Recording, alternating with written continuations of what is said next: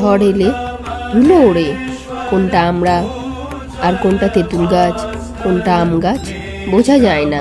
ঝড় থেমে গেলে তখন বোঝা যায়। ঈশ্বরের উপর নতুন অনুরাগ হলে ওই রকম হয়। নবানুরাগের ঝড় থেমে গেলে ক্রমে বোঝা যায় যে ঈশ্বরই শ্রেয়, নিত্য পদার্থ আর সব অনিত্য। সাধুসঙ্গ তপস্যা না করলে এসব ধারণা হয় না। পাখোয়াজের বোল মুখে বললে কি হবে, হাতে আনা বড় কঠিন। শুধু লেকচার দিলে কি হবে, তপস্যা চাই, তবে ধারণা হবে। জাতিভেদ, কেবল এক উপায়ে জাতিভেদ উঠতে পারে, সেটি ভক্তি। ভক্তের জাতি নাই, সব পদ দিয়েই তাকে পাওয়া যায়।